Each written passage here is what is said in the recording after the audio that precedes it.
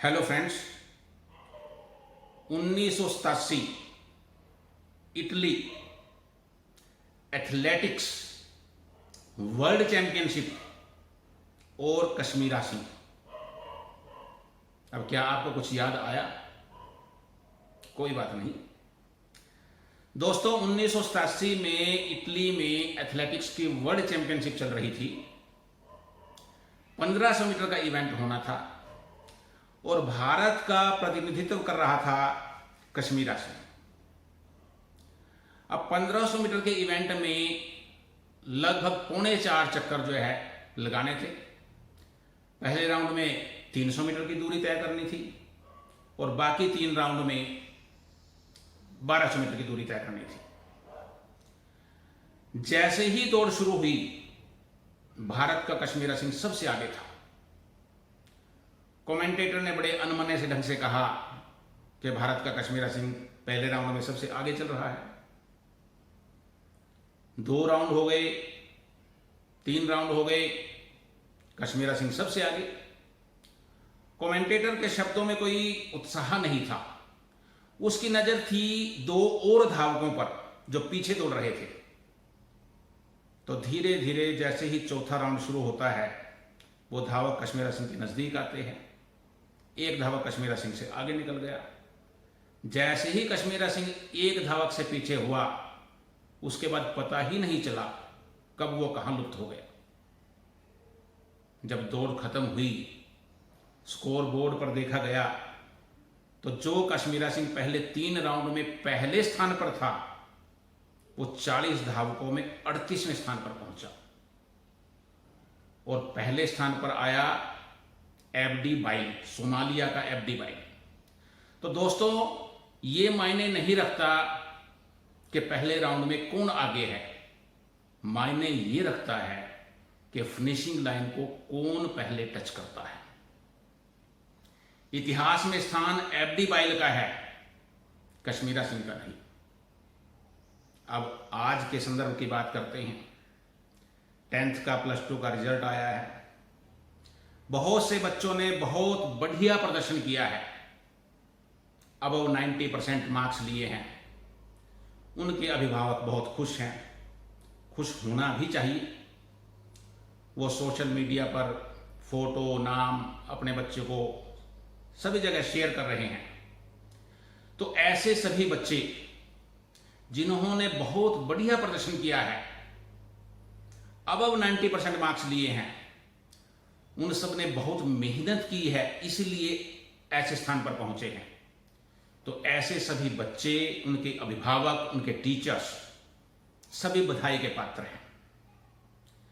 लेकिन दोस्तों, उन लोगों का क्या जिनके बच्चों के मार्क्स इस लेवल तक नहीं आए?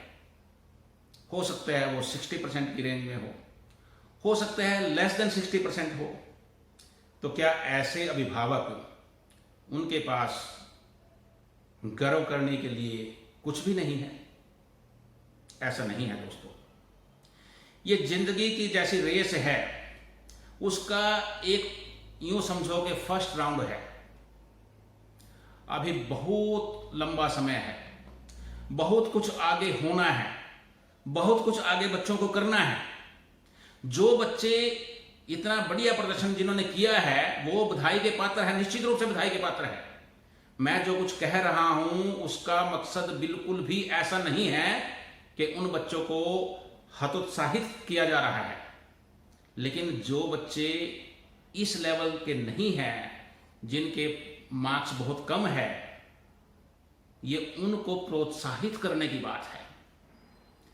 अभी तो ये यूं समझो कि जिंदगी का पहला राउंड ही हुआ है, अभी बहुत कुछ बाकी है। तो मायने तो यही रखेगा कि फिनिशिंग लाइन को टच पहले कौन करेगा।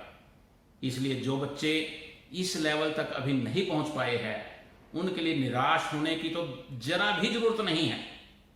इतिहास भरा पड़ा है ऐसे उदाहरणों से,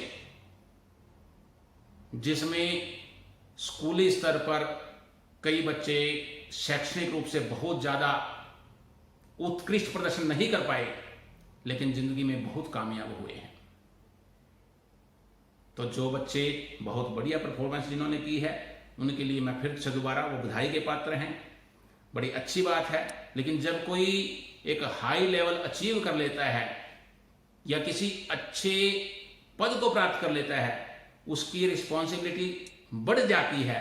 ठीक उसी तरह से जो बच्चे आगे आए हैं आपसे भी अपेक्षाएं बढ़ जाएंगी, इसलिए उन अपेक्षाओं पर खरा उतरने की आपको पूरी कोशिश करनी है। लेकिन जो बच्चे इस स्तर तक नहीं पहुंच पाए उनके लिए या उनके अभिभावकों के लिए जरा भी चिंता करने की जरूरत नहीं है। न जाने कौन किस चीज का मास्टर बन जाए, क्या पता किसमें क्या प्रतिभा है। तो इसलिए अपने आप को असेस करके, अपनी कमियों को देख करके या किस क्षेत्र में किस दिशा में हम जा सकते हैं, ये सारी बातें सोच करके जो बच्चे 60% की रेंज में हैं, लेस देन 60% है, लेस देन 70% है, जो इस रेंज में है, या यूं कह लो जो अबव 90 अबव 85% नहीं आए हैं जिनके मार्क्स, उनके लिए भी बहुत कुछ है अभी करने के लिए।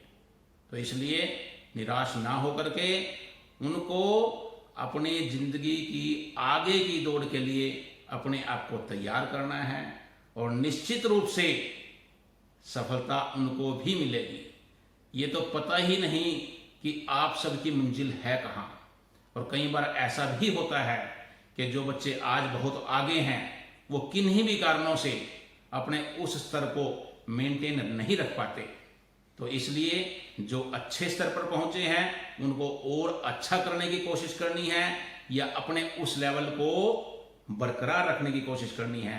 लेकिन जो बच्चे उस स्तर तक नहीं पहुंचे वो आगे के लिए उनके पास बहुत रास्ते हैं, बहुत मंजिलें हैं, कौन जाने कौन कहाँ पहुंचेगा। तो इसलिए फिनिशिंग लाइन टच करने की बात दिमाग में रखनी है और निराश नहीं होना है। भविष्य के लिए मेरी सभी बच्चों को जिन्होंने जैसा भी परफॉर्मेंस किया है, अगले सेशन के लिए, अगली लाइफ के लिए बहुत बहुत शुभकामनाएं। धन्यवाद।